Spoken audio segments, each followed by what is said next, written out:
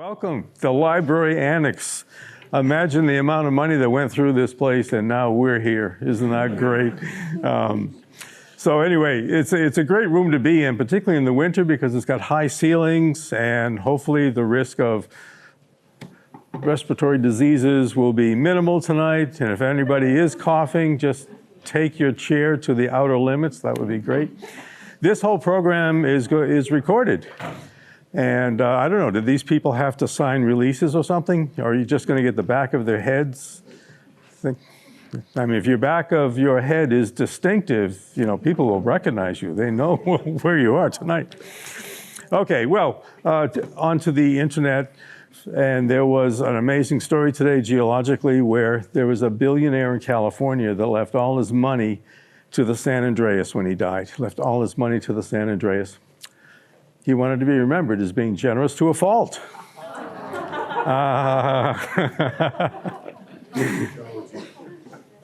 Yeah, the bar for geology humor is pretty low. Thank you for that. Okay, well, tonight we're going to have a bit of fun as we look at some geological topics. And there's so much to know here about geology, and it's not all that complicated in an overview way. There's so much that you will learn just by seeing what's underneath your feet and around in your view. I mean, wow, we have the collision that made Pangaea. We have the split that split Pangaea, the Dinosaur Valley, the rolling arm of mud balls, Glacial Lake Hitchcock. All of that is like right here. It's really quite amazing.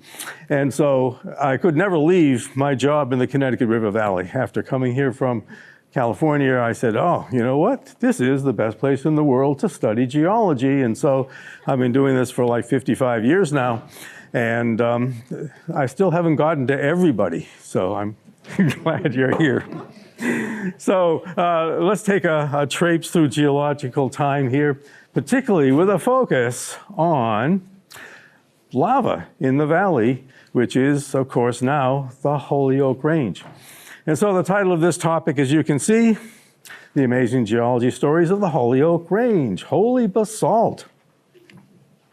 And so, to talk about the arm of mud balls just for a second, the arm of mud balls were a discovery I made when I first came here way back in, 1970.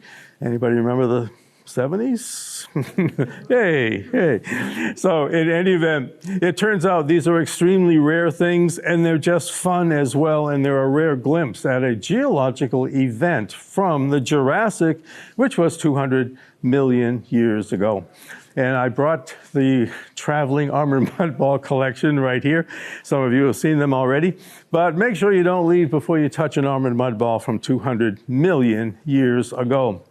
And so, as I have told you, we're hoping to make these an official sedimentary structure. And that's what my t-shirt is here. There's our state dinosaur, Podokesaurus, rolling armored mud balls up into the old Jurassic Valley. This, by the way, is a painting by Will Sillen, if you know Will Sillen. He is a famous, fantastic artist, and he does murals from the geologic past that you'll see in the Benesky Museum, for instance. And do you know, at the Oxbow Gallery this month, he has a show. So get to the Oxbow Gallery before February 1st. Has anyone seen it yet? Oh, okay. You should see it. This guy is absolutely amazing. Anyway, let's take a look at the arm of mud balls. First of all, some of you asked, how do they form? It's really a pretty simple process. You take some hard mud, falls into a stream, it tumbles, gets sticky on the outside. As it rolls downstream, the pebbles from the stream bed stick in the rim. That's what we call the armor. And then you need a quick burial. Then it has to go deeper in the earth to turn to stone, right? And then you have to have some uplift and erosion so it can become the landscape of today. And then you have to have a rock quarry that's in just the right hillside, in just the right layer to take the block out of the earth and make it into some sort of a construction. And in this case, there was a bridge over the Connecticut River between Gill and Turner's, and it was a suspension bridge, and the cables came down into this structure about 5 feet high. And that's where these blocks were first discovered. So it's an amazing story. It's a fun story. It's a really lucky story because if this was not a suspension bridge, those blocks would have been just under the pavement somewhere, you know? But because of suspension bridge, they were visible, and I was lucky enough to find them. So that is a great part of my history. Now, some of the blocks that have these armored mud balls in them are preserved. Boy, we lost the color here. By the way, when you see the movie will have the real slides in it, so you're going to have to come back again at some point because that's all washed out. Anyway, we have a geology path at Greenfield Community College, and the arrows are pointing to 6 large pieces that have armored mud balls in them. Excuse me.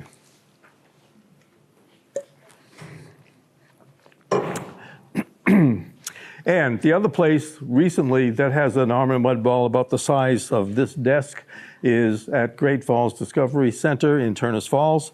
And this is also an outside boulder, and you can see 9 armored mud balls in that.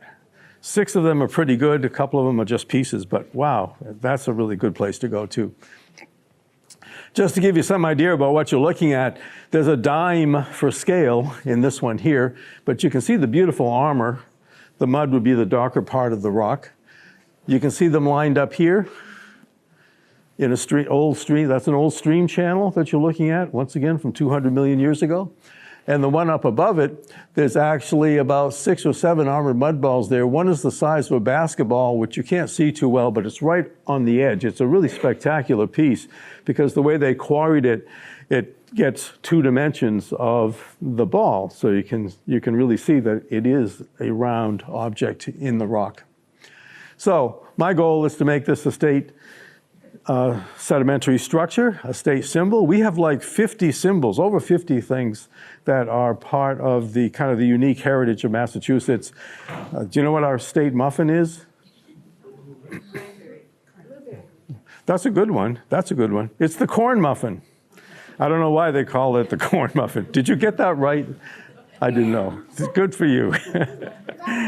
Okay, so we have all of these symbols of Massachusetts, but there's nothing more unique in that whole list than the armored mud balls, because in the whole world, this is the only place here in the Connecticut River Valley where you can easily see them.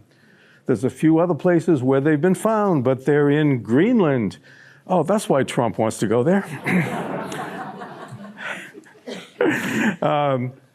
Nearby in Spitsbergen, and then down actually near Venezuela, there's a place called Trinidad. Geez, I never made that connection before, but okay, we'll move on beyond that. So anyway, let's make sure this happens. If you have any inclination to contact by email, phone, or a letter or whatever to your state reps, please do that. And you know, I've never really been involved in this level of political action before, but it's so easy to contact your legislators these days. So do that. If you take one of our cards or go online, you can see the bill numbers right here. And I must say, we're having a lot of success. This is the second time we've been through the legislative process. The first time we didn't get out of committee. You know what happens when it doesn't get out of committee? They send it to study. And I said, great, they're going to produce a report. Well, no, study is the trash can, basically. But in this legislative session, we have made it through a major committee. It's advanced beyond that level, and we're just waiting to keep going and going and going. So anyway, things are looking good, but you never know. There's 2,000 bills that the legislature considers. So this one, as I keep telling people, this is a joyous Jurassic bill. This is fun, you know, and it doesn't cost the Commonwealth anything, except they might make a sign or something, you know, but that's it. So anyway, it's fun, it's cheap, and it's unique. What's better than that? Okay, moving on. So you can go to the website to learn more. I did bring my Dinosaurs and Dunes book over there, only $10, by the way. And if you would like to learn more about the history of the whole valley, that outlines it. And the Exploring Franklin County book I have, but you know, I'm out of print right now, but you'll have to see me later about that if you wish this one. I also have hats and t-shirts, and they are $20, which is about what it costs. And now it's time to go on with the show. The advertisements are over. So, holy basalt, the amazing geology stories of the Holyoke Range. So let's take a look at this. Those of you might be fooled by spelling a little bit here because there's holy and there's holy. And so if you're holy, as in the holy rock on top there, it's a rock with holes. But of course, a holy rock is somehow touched by God here or Jesus or something. So you have a holy rock in that context. So, holy basalt, the rock with holes. Let's deal with that one first. So how did all the holes get there? Gas bubbles, just like opening a can of soda. When you release the pressure, the bubbles come up. You've all seen that. If you've seen eruptions of lava, you've seen all these gases coming out of the lava too. Well, the gases are coming out from solution and they leave holes behind. And so when the lava solidifies, those holes many times are preserved. So that's what we have there. Now, sometimes you'll also see a green mineral, which is olivine, also known as peridot. And that's really a great mineral to know about because that beautiful green mineral is the first mineral to form in a magma chamber. So how many people have peridot jewelry? Whoa, way to go. Okay. So anyway, peridot is one of my favorite minerals because it has that great story behind it. The first thing to form in a magma chamber is its cooling. And now, if we look at holy without the E, take a look at this. There was an eruption in Lava Goes to Church here, down in Mexico, 1943 to 1952. There was a volcano that erupted. And a famous story about the farmers in his cornfield, and all of a sudden there's earthquakes and the land cracks open and lava comes out and flows across the cornfield towards the town. The town gets covered. The church gets covered too, but it doesn't get knocked down. So the church steeple is still there today. And so that has to be a holy basalt, don't you think? And now, what about if I just had a big piece of basalt and all I did was talk about basalt? Yep. Basalt, basalt, basalt, blah, blah, blah, blah, blah, basalt. See, that would be a holy basalt talk. And there's one more. And if that block of rock happened to be from Paricutin in Mexico, it would have been a holy, holy, holy basalt talk. Anyway, glad you have a sense of humor. Okay, so let's take a look at some big basalt holes. So we're talking about holy basalt here, big basalt holes. The biggest basalt holes are lava tubes. So not just little bubbles coming out of the lava, but when lava flows, it's cold or cool on the outside, and so the liquid chills over and skins over, and that makes a solid roof. But the middle is still liquid, so it can move away, and that leaves tubes that you can walk right into sometimes. And so in this particular place here, that's my wife for a scale there, about ready to walk down those metal stairs. And when you go down the stairs, you see this rubbly hole, which you are a little bit reluctant to go into because where do you think those pieces that you're walking over came from? Right? So it's a little unstable here, and you got to hope that there's not going to be a big earthquake in California when this happens. So here we are in Southern California. I don't know if I said that, but that's where we are, a couple hours outside of Las Vegas. And down here into the hole we go, and when the lighting is just right, you will see pieces of the roof have collapsed. They're called skylights. And now, if you throw a little bit of dust in the air, you can get the angle of the sunlight reflecting on the dust, and you can get images like this. Now, to be totally true with you, this is an internet picture. You have to be there with just the right sun angle to have this happen, but nevertheless, you can look up and see the skylights. And now, the fact that lava flows out from the middle, leaving these lava tubes, is very, very common. If we go to Hawaii, you're traveling along the road in Hawaii National Park. There's a volcano off in the distance there that's 100 feet high. It's about maybe a half mile away. But right along the roadside, look at this. You look over at the roadside and you can see that there's a big hollow right there with a little roof on it. That's a lava tube. And then that's a scale bar of 3 feet, just to show you. As the lava flows out, all sorts of sections of the lava flow away. So lavas can be extremely rubbly and awfully dangerous to walk on, actually. So when the park ranger says, don't walk on the recent lava, stay on the path, it's because when you walk over what looks like solid lava, you could be reaching a thin spot where the middle has drained away and your foot can go right through. I used to lead tours, by the way, and some of my tour members went off the trail and had to be treated by the park rangers. It's not good to get lava fragments into a cut in the tropics, you know, not good. Anyway, stay on the trail. That's a really good advice. And if you go a little bit further away from this roadside, you will find the famous Thurston lava tube in Hawaii National Park, where you can just walk right through this big tunnel. Isn't that cool? So the lava drained out of the middle, and there it is. So, did you know, however, that on the side of a big volcano like Mauna Loa, that's right nearby this, the lava drains out of this big volcano side, and you can have 40 miles of lava tubes. How about that? So, what happens when lava enters a forest? If you take a helicopter view of the eruptions in Hawaii, and I know it's really expensive, but if you can ever afford to do that, you should take the helicopter view. Because when you get up and look down on this vast expanse of dark lava here, you see trees just toppled over.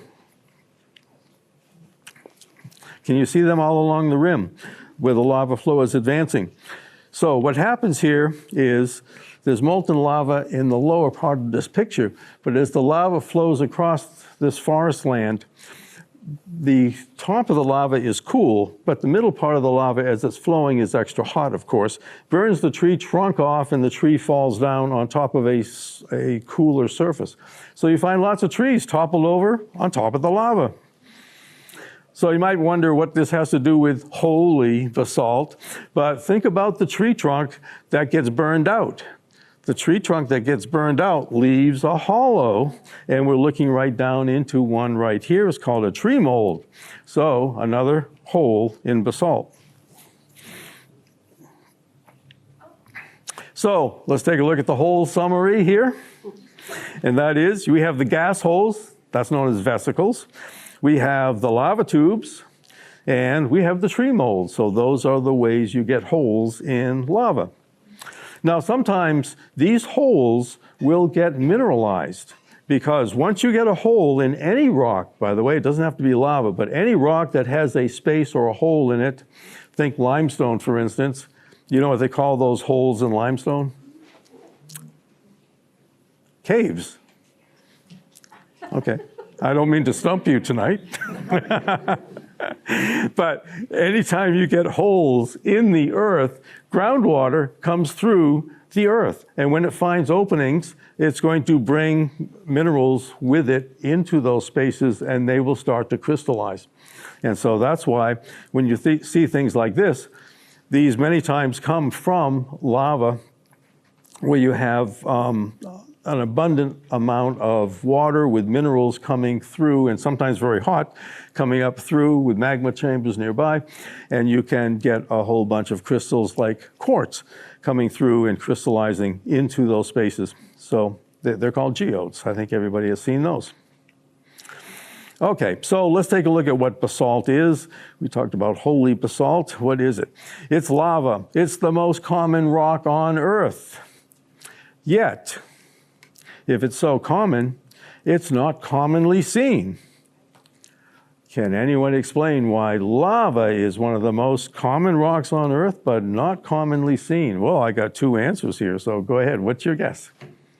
Do you think it's mostly obscured by stuff like dirt, like mostly buried and other stuff? Yeah, it's under something. That's right. But that's not going to be the real good answer. Let's try one more. Go ahead. Oh, underground. Oh, that's so close. You both are so close. It's under Anybody? The ocean, exactly. It's under the ocean. The lava crust. The ocean has a crust that's lava, and it gets covered by mud and so forth, but it's lava crust. On the continents here, we have a lot of granite and associated rocks. We don't have a lot of lava, but lava covers, 70% of the Earth under the ocean. So it's the ocean crust. It's underwater. That's why we don't commonly see it. Now, you want to get some holy basalt? Oh, of course, you must want some holy basalt. Where can you get some holy basalt? Go to a landscape store. Yes. And here you go. You can get, what is that? A cubic yard, which is quite a bit, for only $169. There you go. So anyway, come to my yard. I'll give you a sample. Aubuchon had a good sale a couple of years ago. So, okay, you can also go to Hawaii or Iceland. There's loads of lava there. Or you can just go to the Holyoke Range, and they might not care if you took a piece. Bring it back when you're done. Okay, so in tonight's program, we're going to talk about basic concepts about the rock cycle, the geography of the Holyoke Range, what's the origin of it, about the Holyoke lavas, how did they get there, why are they there, why are they mountains, and also what's going to happen with Lake Hitchcock and the Holyoke Range. Will it be flooded? Will it be totally covered? Stay tuned. So one of my major points today is this. The Connecticut Valley is the best place in the world to study geology. I think everybody knows this view. There's the range, there's Easthampton off to the right, and there's the Oxbow. But it's the best place in the world to study geology. There's only 3 rock types. Excuse me one second. Is it dry in here tonight, or is it just my jokes? Okay, the rock cycle. There's 3 rock types. There's the igneous rocks, the ones that were once molten. The metamorphic rocks changed by heat and pressure. And I always forget the 3rd one. Can you help me out with that? Oh, that was it, sedimentary. That's right, the sedimentary type. So there's only 3 rock types. And this, by the way, is why I took geology in college. I had to take one more science class in my freshman year. And I kind of took this class that people said was pretty good. And I realized, it's only 3 rock types? I can remember those. And so anyway, here I am. So the interesting thing about these 3 rock types is that they are related in a great cycle here. So if we start out with the igneous rocks way down at the bottom on the left, these are rocks that were once molten. So you might be down in a magma chamber deep in the earth, or you might be erupted up as a volcanic ash or maybe a lava flow up to the surface. And those 2 environments are very, very different. The ones that cool quickly, those rocks that cool quickly look much different than, for example, a granite that is from slow cooling in a magma chamber. We'll talk about that more in a second. But there's always erosion on the earth. So when anything on the earth gets worn away, you get sediments, which are pieces of rock, and they get deposited in oceans. And then if there happens to be a collision of continents, the heat, the pressure, the squeezing will change any rock type into a new rock type that we call metamorphic. So let's take a look at the igneous rocks, because that's our big topic for tonight here about basalt. So in the igneous rock category, we have the magma chamber rocks, and then we also have the volcanic rocks that are volcanic. That is, they're either lava flows or volcanic ash, which becomes the rock known as tuff. That's a great name, right? Tuff. It is interesting to note, however, that tuff is not tough when it comes to weathering. It tends to weather out in hollows, and lots of people have houses in caves that are dug out of tuff, particularly in Turkey. If you see famous pictures of cave houses and churches and I guess just about everything in a community just dug into the hillsides, it's dug into tuff. So tuff is not tough.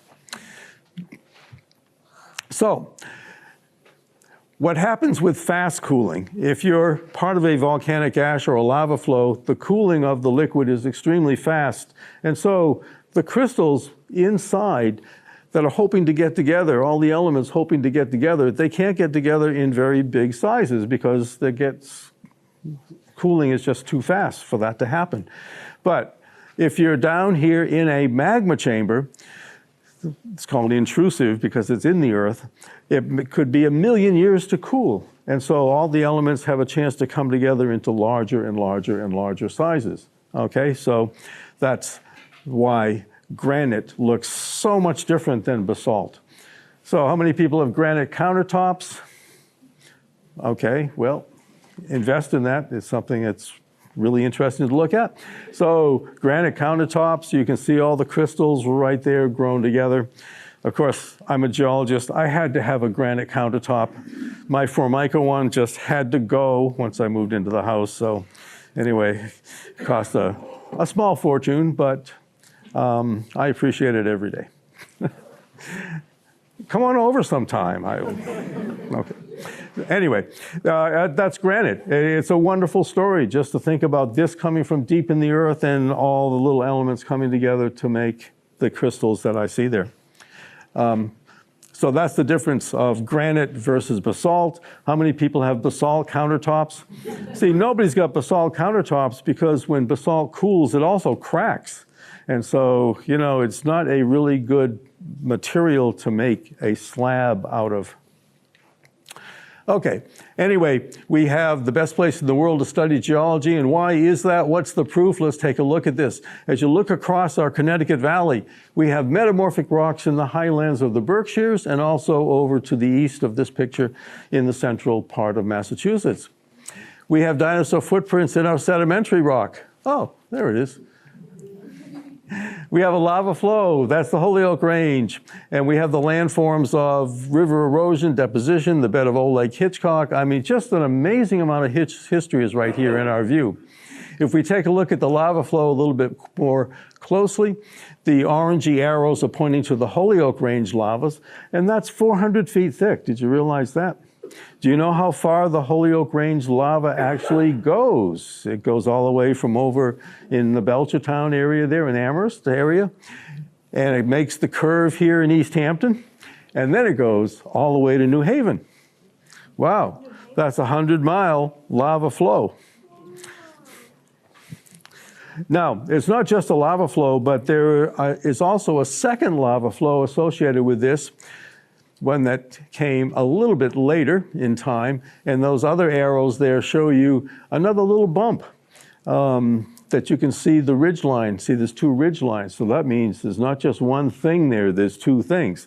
So there's the big thick lava flow of the Holyoke Range, and then a second one called the Hamden Basalt that comes out right next to it, a little bit younger. And then in between, on top and in between and also underneath, there are sedimentary rocks that have dinosaur footprints. If you look at a cross-section of the area, this kind of shows what I've been talking about. There's Easthampton sitting on sedimentary rock. That's all the dots that you see there. And then there's the blocky diagram of the lava. And then you can see the second lava on top that's sitting on top of it, so it's a little bit younger. Okay, let's go back in time. If we go back almost a 500 million years ago, we get to the Paleozoic era, and then we're going to pretty quickly come up to the Mesozoic, which is about 200 million years ago. So we're going to quickly go through time here. But starting off in the Paleozoic, there's a supercontinent called Pangaea. Now, some of you may remember that. Anybody remember Pangaea? Okay, very, very good. This is when in the summertime, you could go all across the world from Antarctica all the way to Australia and the USA without crossing an ocean. Everything was together. But supercontinents can't last. They may look big and strong, but they can't last. And that's because they're here on the surface of the Earth, and coming out of the Earth from 4,000 miles below is a lot of heat. And that heat can't get out very easily if all the continents are in one spot. So the heat builds up underneath the middle of that big mass. And that means it's going to expand because the heat's building up. And if you take the continental mass and expand it, guess what? It's going to slide away from the middle. It's going to break up again. And that's what happened, and that's why the continents are as we know them today. As Pangea came together, it did give us the Appalachian Mountains from all the pieces coming together. But what happens as Pangea breaks is that we get a split.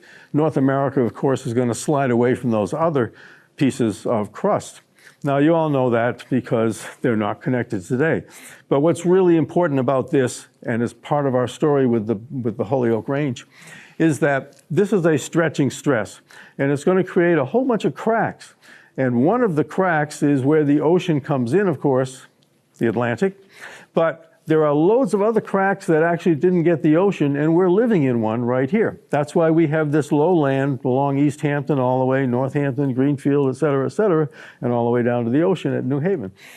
We're on sedimentary rock that came into a big crack that happened as Pangea is splitting. It's called a rift valley.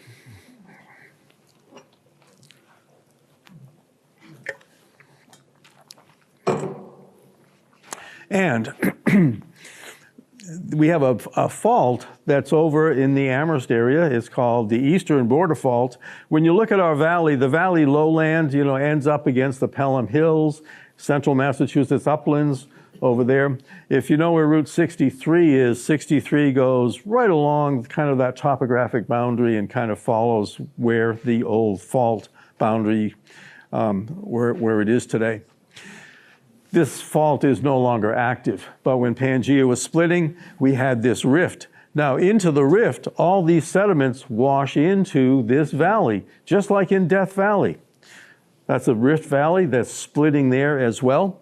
And so the surrounding mountains erode into the valley. So we have gravel, sand, and mud that are coming here in the valley. And 200 million years ago, there'd be dinosaurs walking right through this relationship. So there's a fault, the mountains are on the upside of the fault. Alluvial fans wash in with gravel and so forth. They fan out into the valley. Shorelines and lake beds, of course, dry in this case. But you can tell what the landscape was like back 200 million years ago, because if you see a gravel rock, like there with the hammer is in the picture, that is an alluvial fan because a river had to bring those pebbles in. If you see a sandier rock, that's a shoreline rock.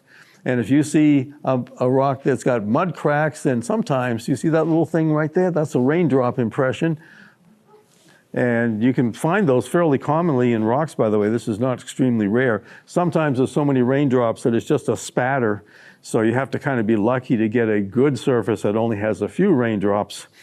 But anyway, raindrops, and then the mud dries and cracks, so you get mud cracks. So all of these things are different types of sedimentary structures, and once in a while there's an armored mud ball that might roll in as well. So this would tell you about what the ancient geography was like 200 million years ago. It's the story in the rock. But what about the lava? Hey, you've got a big crack. We've got the continent that's pulling apart, Pangea is splitting, so there are cracks that happen. And the other thing that happens is the weight of the continent that pushed down on the Earth is now less because we're pulling the crust apart. And if you can release the weight on really hot rocks, it will go from being solid, so it can be really hot and solid because there's weight on it. But if you take the weight away, you don't have to change the temperature. It will become liquid because you've reduced the pressure. And so that's what happened here as well. So not only is the heat coming out from below and being trapped there, but as we spread the continent apart, it's turning to liquid. And all it needs now is to find our crack line to make its way up to the surface, and there's loads of cracks because we're splitting the continent. You see how all this works together. You want to see this today? Go to Iceland. Go up to Iceland. Hey, airfare is cheap in the winter, just to let you know. Excuse me, I just have to laugh. My brother said, I got to go to Iceland because I've heard that the best time to go is the winter. I says, well, okay, but you only have like 3 hours of sunlight a day or daylight. Maybe you can see the northern lights, right, for like 18 hours a day. But then again, it rains a lot up there too, so you do have to have a clear night. So, you know, your chances of really having your dreams met in your Iceland vacation, you're probably not going to be too successful. So spend the extra money. Go in June. It's really worth it. Iceland is a fantastic place, and everybody is beginning to know about that, so it gets kind of crowded. But look at this. This is an Iceland picture.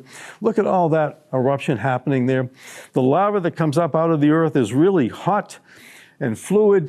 And here's something that you are, I'm sure, mistaken about. It does not build big volcanoes for the most part. The lava is so hot. It comes out of those crack lines, and it comes out and just spreads across the land. It's a flood. They're called flood basalts. So they don't build big volcanoes. So a lot of basaltic lava here. You get some spatter cones, which are small volcanoes. But generally, the landscape looks like this. So if you were walking around here in Easthampton back around 200 million years ago on top of the lava flow that we now see up in the Holyoke Range, it would look like this. It would be a big, flat lava landscape. Off in the distance, there might be a spatter cone like you see here, but no big volcanoes. But I'm sure you're saying, how does he know that? How does he know there were no big volcanoes? Because the sign says no big volcanoes. Okay. Pardon me, I do stupid jokes sometimes. I have found as a longtime educator that if the back row can laugh and or groan, you know that they're still with you. Okay, anyway, this is what an eroded volcano looks like. So volcanoes have a solid neck, and then the lavas come out and the volcanic ash and all that. They build the big cone. That's the big volcano story. But when they erode, the neck of the volcano sticks there, you know, sticks up as a prominent feature.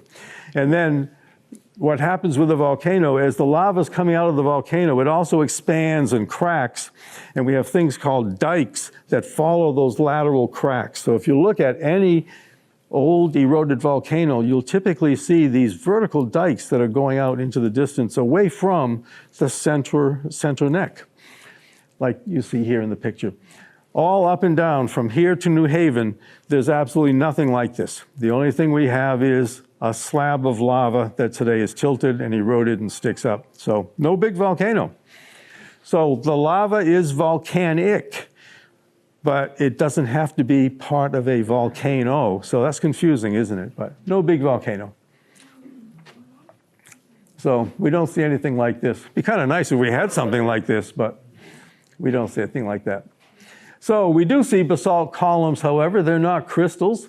They're just shrinkage cracks because the lava comes out hot and then it cools. And when things cool, they shrink and you get these cracks. When the cracks get eroded, they just show up like you see here in the picture. And they're called basalt columns. These are the ones that are basically right underneath the summit house in the Holyoke Range. And of course, if you go to Iceland, you see beautiful columns all over the place. And now these rocks are sometimes called jingle stones. It's the original rock music. Have you ever walked over those basalt pebbles? And they actually clink and clank. They're really, really very nice. So what happens is, if you get a rather thin basalt piece, all the crystals are interlocking, right? Because it came out hot. Then the crystals just grew and interlocked one over the other. So it's a very hard rock, almost like a tuning fork. And then you take another one and you clink them together and you'll get that sound that is very different from hitting a sedimentary rock with all the layers within it. It's just kind of a thud. But sometimes the jingle stones will jingle. Now, what happens when lava flows underwater? I do want to tell you this is a Photoshop picture from the internet. Never do anything like this. If you are in Hawaii and the lava is flowing in the water, it tends to solidify. The lava flowing into the water tends to solidify right at the shoreline. Now, imagine if you took the water away here. Like, what is the depth directly under you? And it's like a cornice building up at the shoreline, right? As the lava comes in and solidifies at the shoreline, it solidifies and solidifies, but it's an overhang. And there's been loads of examples of all of a sudden a huge section of the shoreline here that's new, just disappearing under the waves. And there have been a few photographers that see the best pictures of these lavas are at night, by the way, because that's when the glow is the best. And there are photographers that have not come back in the morning, and the shoreline was changed, and they went down with it. Anyway, don't do this. But it's illustrating the point here. What happens when lava flows underwater? It's called pillow lava. And when the lava goes underwater, it forms these strange shapes called pillows. And I am about to do a hand demonstration for you. And I'm also telling you that you can see pillow lava from the Holyoke Range right here tonight. See that little circular shape there, curving shape? That's a slice of a pillow. It was just happened to be loose, and I picked it up. But that's a pillow from, it's actually from Greenfield, but Greenfield has a lava flow that's the same age as the Holyoke Range. Excuse me. Indeed, this is just coffee, but it's, I don't know, to me, it's very dry in here tonight.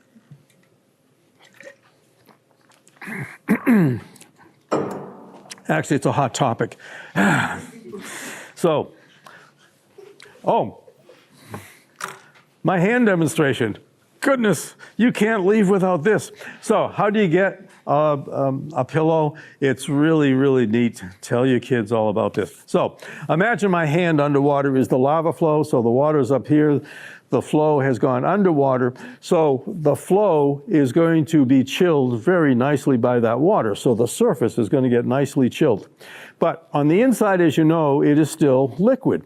So the liquid pushes against the chilled surface, and it's going to break through, and just like my finger here, there's going to be a tube that forms.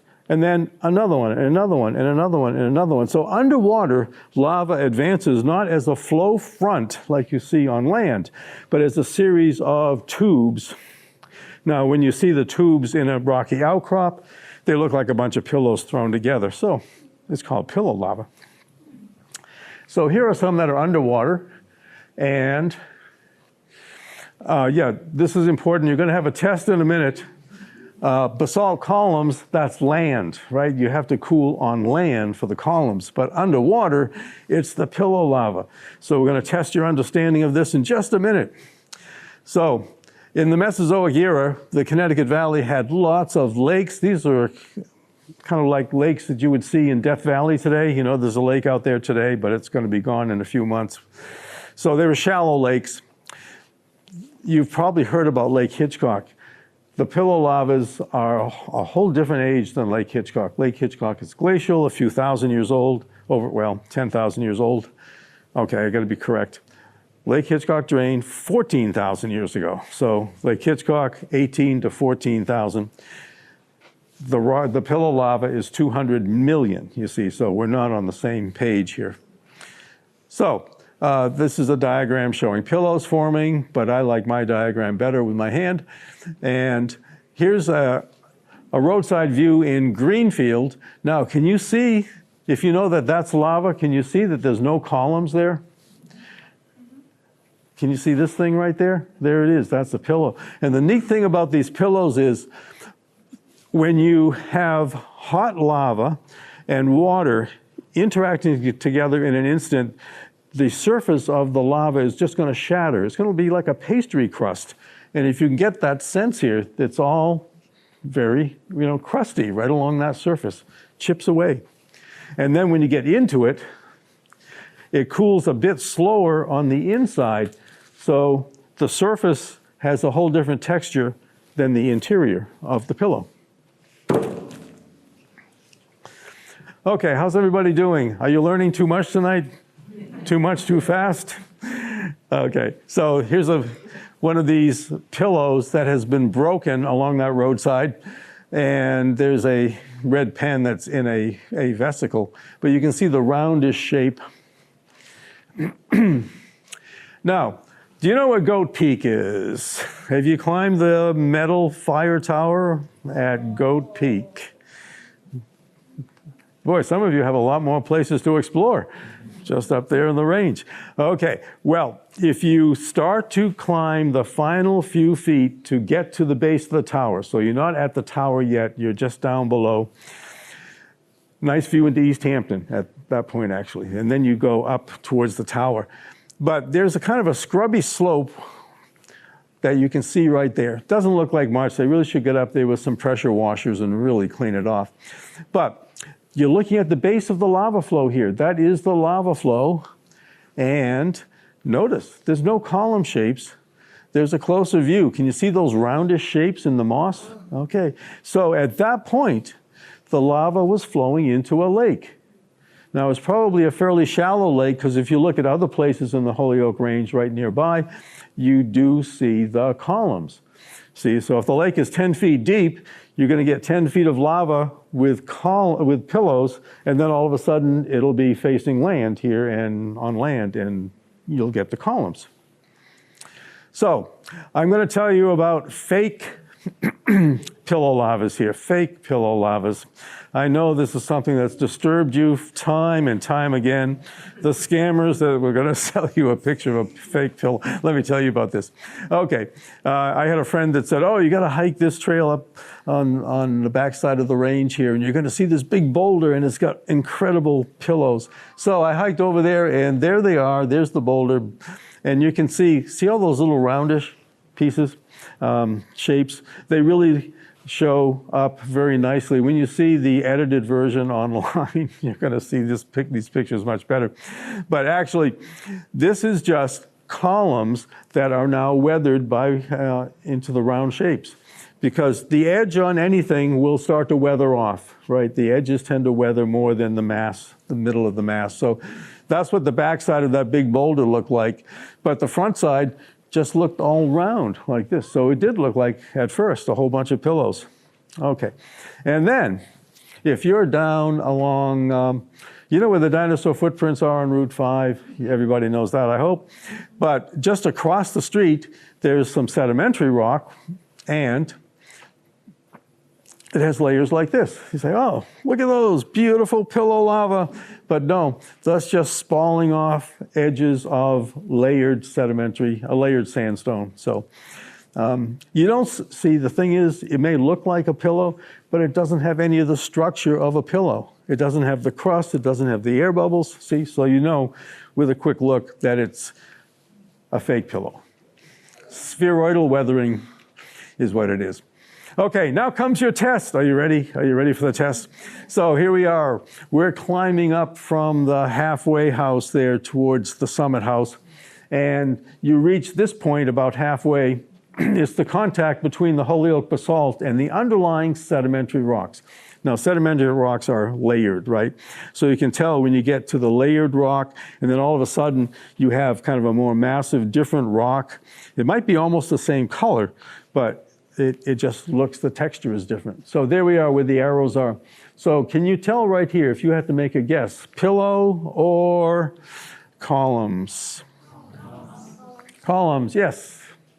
Yep, so it's columns. And then when you get to the halfway house, there's beautiful rocks in the wall here. I'm going to tell you about a rock that you probably wouldn't think twice about. The natural color of the rock is dark like this, but many, many times, see there's iron in these rocks, and everybody knows iron gets rusty, so the yellowish, reddish colors are just a surface. When you break through that surface, you get the true color of the rock. Now, if you happen to have one of the red sandstones or shales from the sedimentary rocks, they're red all the way through. They keep that color all the way through. So if you ever wonder whether it's a basalt or a sedimentary rock, if you can crack it, the basalt on the inside will be dark. And then once in a while, you'll get something that looks like a speckly basalt, but technically it is not a basalt, because in a basalt, all the components are very small because they cool fast. When you can see the mineral components here, it means that that rock is from a magma chamber that cooled relatively slowly, enough time to make the minerals larger. And so it's called a gabbro. And in quarry terms, I usually just call it a black granite, but that's a gabbro. It's a granite type rock, but granites have to have more quartz within them than the gabbros, which don't have as much quartz. Now that's a detail you don't have to remember. That will not be on the test. So slow cooling, crystal development, then it erupted to the surface as kind of a mush like oatmeal, and then it cooled and gave us the gabbro at the surface.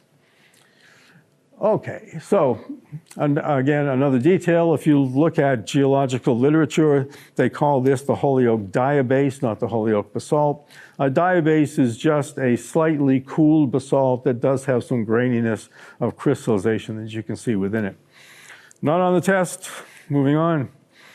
Another test for you, however, this is on the test. Can you see the contact between the basalt and the underlying sedimentary rock here? This is the road to the Summit House. You've been on that road, I assume, right? So you get up on about the first curve, and there's a nice little cliff there. There's a man standing there. And can you see, is he standing on the sedimentary rock or is he on the lava? What do you think? See the layers by his elbow? Yeah, okay. He's on the sedimentary rock.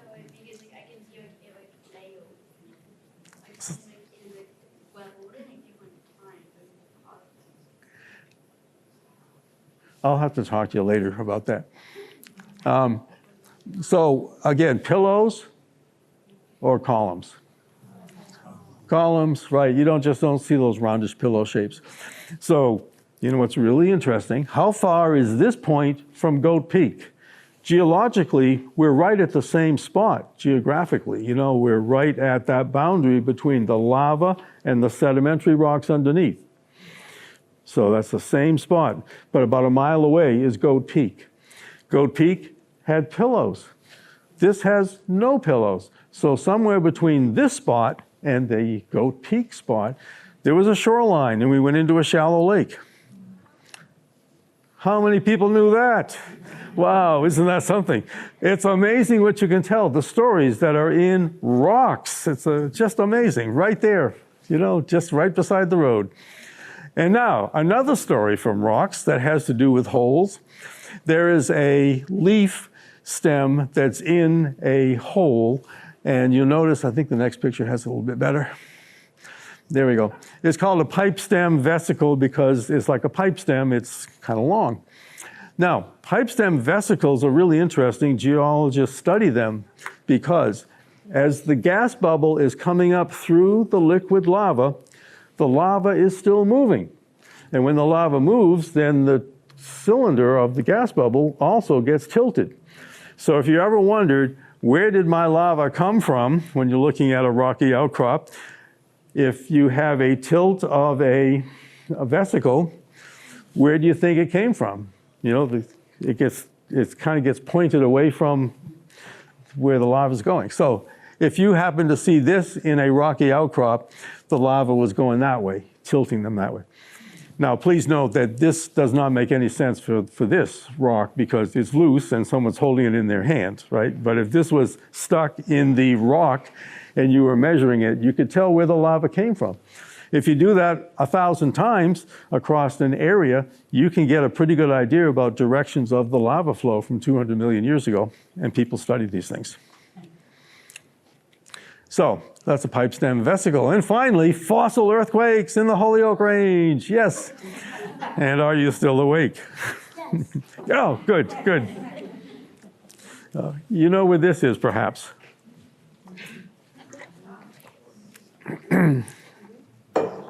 The old ski area, Mount Tom ski area, is just off to the left and goes further uphill. But there's a quarry there, the Mount Tom quarry. And if you look at some of the rocks from the quarry, some of them are extremely interesting because they're called breccias. They're breccia zones. Breccia means broken. And so if you can see this rock that's kind of pictured there on the left, some of it's mineralized. You can see the white splotch going through there. And it's just broken. So what's going to break up a rock? Well, it could be just normal cooling, but this is something more dramatic. This is an earthquake. Earthquakes shatter rocks along the whole zone of the movement. And if you look at the fillings here, most of the fillings are usually from groundwater, and they're crystals that fill in, just like a little geode. But in this particular case, that's sand.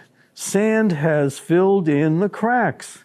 So in other words, when the earthquake happened, this particular rock was close enough to the ground surface to have sand wash into the crack. And today, we see the breccias here cemented together with sand in between.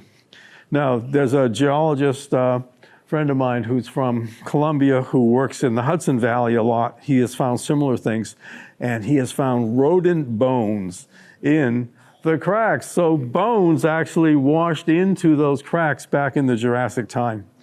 So anyway, that's another amazing story that's pretty rare. But we see these breccia zones in the Holyoke Range filled with sand.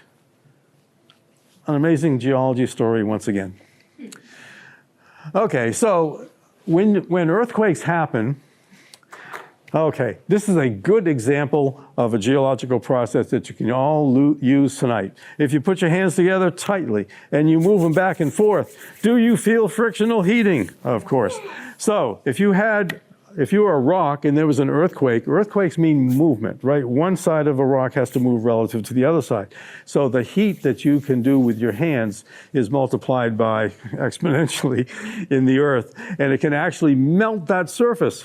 So it not only melts the surface a little bit, but it can scratch as the movement occurs. And it's called a slick side. And that's what we see here. See those lines? Sometimes these get mineralized also because it is a crack and minerals can come in to fill the crack. But you will find these time and time again, pretty commonly all over the place because there's been a lot of earthquakes and there's been a lot of movement. And now we got to make the mountains. Whew, I don't know. Are you up for any more of this? Okay, I'm sure you're getting your money's worth tonight. In fact, I talked to Ellie. They can get their money back if they're not happy. They can, absolutely. So, ladies and gentlemen, here we have the Holyoke Range. It used to be a lava flow. Lava flows, like these fissure flows, these flood lavas, they come out flat, just like a sedimentary rock, layer by layer by layer. It's a flat flood of lava. But remember, this was coming out into a rift valley. And on one side of the rift valley, there was that eastern border fault. And so our valley actually, there's the basalt lava flow. There's a cliff on one side, a little bit gentler slope called the dip slope on the other side. It's much like tilting a book. You know, a book will have the cover. That would be the dip of the book. It might start out flat, but if you tilt it, the cover makes the dip. But what about the edge on the binding? That's, in geology, that would be the erosional slope that we call the cliff side here. So you have a cliff edge and the dip slope. Okay, so we go back to the Rift Valley, and we have these sediment and lava layers that are in the Rift Valley. They used to be flat, but they got tilted by the movement of the eastern border fault. And so I'm going to illustrate this by a hamburger. Isn't it great that we're having this talk right at dinner time? So here's our hamburger, a great analogy of the Connecticut River Valley right here, because the bottom bun, and by the way, you know that when you make a hamburger, you put the bottom bun down first, just like a sedimentary layer. That's the first thing. And then the next thing, and the next thing, and the next thing. See, there's a time frame here from bottom to top. Oldest on the bottom, youngest on the top. So on the bottom, it's a sedimentary rock layer. Look at the pieces in there. Geologically, we call it the New Haven and the Shuttle Meadow Formation. In geology, the word formation is just a rock unit that you can map. It's just called formation. So that's the sedimentary rock unit there. And then we have the Holyoke basalt. That's the hamburger. And then we have more sediments on top. And then there's another lava flow there, the tomato layer. That's our Hamden basalt. And then there's more sediments on top. That's called the Portland Formation. So together we have the structure of our Connecticut Valley. But then, remember the eastern border fault. The eastern border fault is going to tilt everything. Now, just like every hamburger, we have rocks on the earth are going to be subject to erosion. So, as we erode, oh, there's the eastern border fault tilting everything. And then we're going to erode our structure here. And so, here's something you should remember, one of those truisms of geology. If rocks are soft, they're going to erode more than rocks that are hard. And if you look at our hamburger here, the hamburger is the hardest thing within this unit of deposition here of geology. And so, you take your sandwich and you start to erode it, and you're going to find that Mount Tom is going to stick up on the hamburger as a landscape feature because the bun underneath is softer. That's where we are. We're on the bun layer underneath. Then you hit the erosional edge of Mount Tom, and then on the backside, you have more sediments, and then you have the Hamden basalt that sticks up a little bit, and then more sediments of the Portland Formation over here by the Connecticut River. Whew, and that's how we get our landscape. Now, if we didn't have a tilted lava flow and a whole bunch of tilted sedimentary rocks, we'd have these mesas and buttes like they have out west. So I don't know what's better, but we got a really cool situation with our landscape. Oh, I know, you know what? Our landscape is better, and this is why. If you want to go from young to old, old to young in this analysis here, you're going to have to climb that thing to get to the young rock. Do you know how you do it in the Connecticut Valley? You just drive Route 2 or Route 9. Because with the rocks tilted, you see the older rocks are here in Easthampton, and then you have the middle sticking up at the Holyoke Range, and then you go over towards South Hadley, and you have the rocks on top of the Holyoke Range that are younger. So you see, once you tilt everything, you can just drive right through time. So we got it better. And finally, one of the last things tonight is, how did the Connecticut River ever get through the Holyoke Range? I mean, it's a barrier. Well, this is going to be something you wouldn't expect. But if we go back in time, after the age of dinosaurs, our topography in this region is called a peneplain, almost a plain. It's flat. Here's the Holyoke lava within the sedimentary rocks of our sandwich. Right there. Everything's flattened off. And when rivers flow across that old peneplain level, they're up there on top of everything. And then over time, roughly 20 million years, it's going to cut down through the landscape. And the softer rock is going to be eroded more than the hard rock. And therefore, the hard rock is going to tend to stick up. But the river was on top of the Holyoke Range. It was not dammed up by the Holyoke Range. It was on top of it and kind of superimposed its way right through it. Okay, so you can see the old peneplain levels today as you look around. See how flat it is in the distance? That's the level of the older surface. So we have the old peneplain level. Then we have the uplift, the downcutting, and it gives us today's water gap. This diagram just shows you that process. So there's the old peneplain level, the river cuts down, weaker rocks erode, and we end up with the river in a little canyon through the hard rock.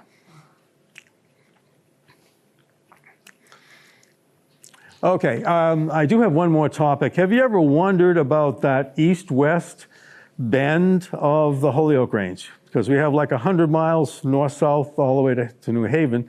But when you come up here to Easthampton and then go over to Amherst, it turns east-west. Really pretty weird, isn't it? In fact, when I came here from California, students told me that, oh, you've got to see the Holyoke Range. It's the only east-west mountain range in the world. And I thought for a minute, I said, well, gee, there is the Himalayas.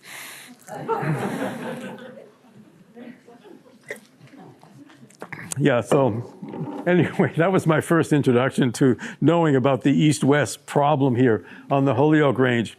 Okay, I'm going to explain this next. This is the last major thing you're going to learn tonight.